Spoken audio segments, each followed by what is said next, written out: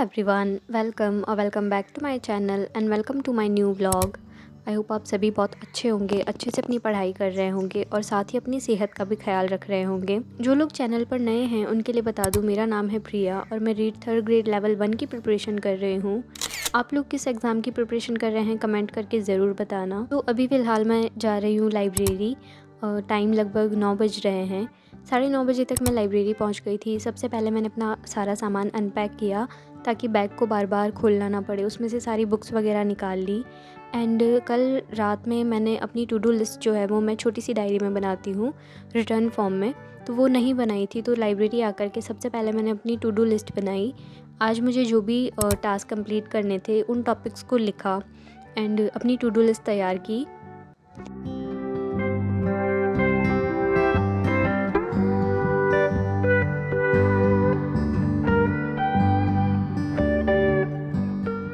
ये थे आज के मेरे टास्क जो मुझे आज कंप्लीट करने थे, हिस्ट्री, मैथ्स और साइंस के।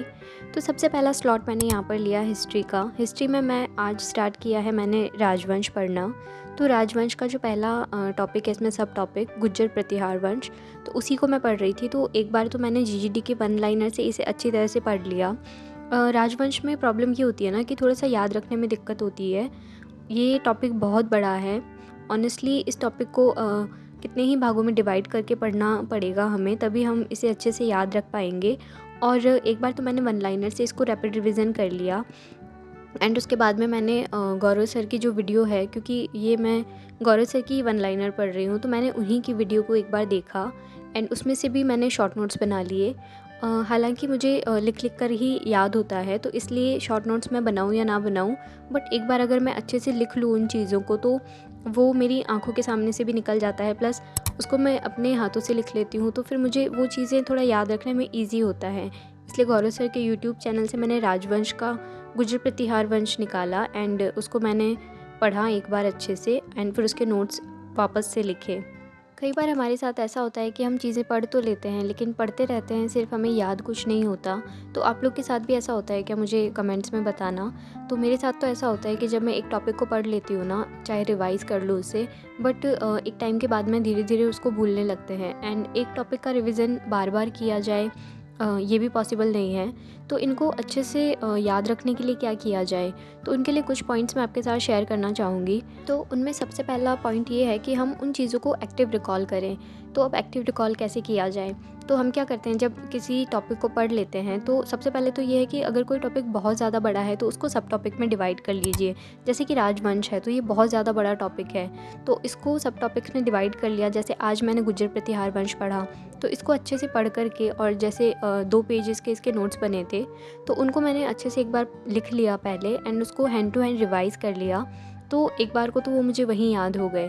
प्लस क्वेश्चन कहाँ से पूछे जाते हैं, किस तरह के क्वेश्चंस बनते हैं, उनको अगर पीवाईक्यू में हम देख लें एक बार और उन्हीं को पढ़ें तो फिर वो भी हमारे लिए फ़ायदेमंद रहेगा। प्लस हिस्ट्री में ऐसा होता है ना कि हमें एक के बाद एक कड़ी जोड़ करके पढ़ना पड़ता है। चीज़ों को एक दूसरे से अगर हम लिंक करके पढ़ेंगे ना तो हमें वो हिस्ट्री ज़्यादा जल्दी याद हो जाती है। जैसे जिसे क्रोनोलॉजी बोलते हैं ना, उस टाइप में अगर हम पढ़ते हैं तो हमें वो चीज़ें जल्दी से याद रहती है। प्लस बार बार रिविज़न करना तो है ही कि हमें उन चीज़ों को गो थ्रू कर लेना चाहिए दिन में एक बार, और अगर हो सके तो एक टाइम में 2 या 3 सब्जेक्ट इनफ होते हैं एक दिन में पढ़ने के लिए।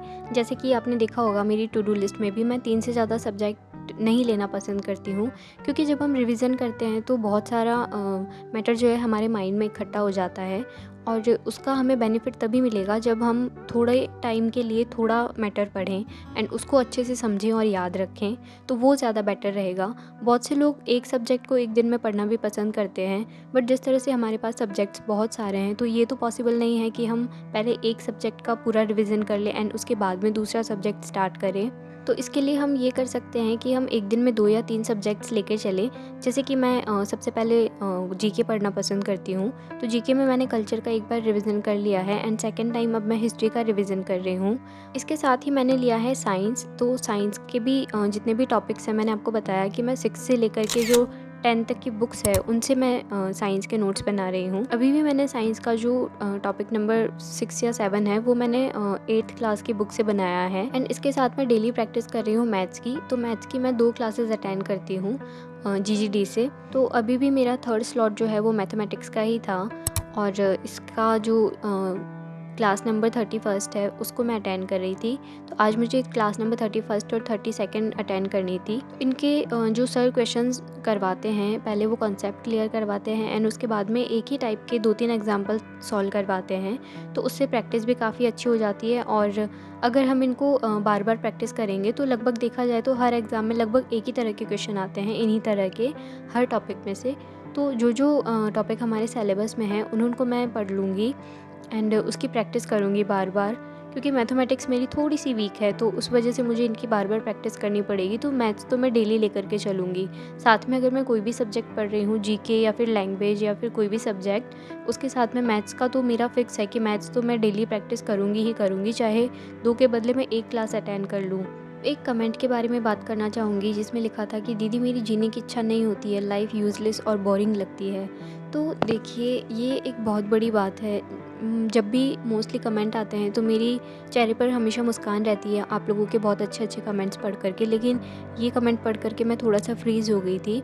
देखिए डियर, अगर आप मेरी वीडियो देख रहे हैं और अगर ये बात सुन रहे हैं तो ये बात ज़रूर सुनिएगा मेरी कि लाइफ हमारी बोरिंग होती नहीं है, हम उसे बोरिंग बना देते हैं या फिर मान लेते हैं।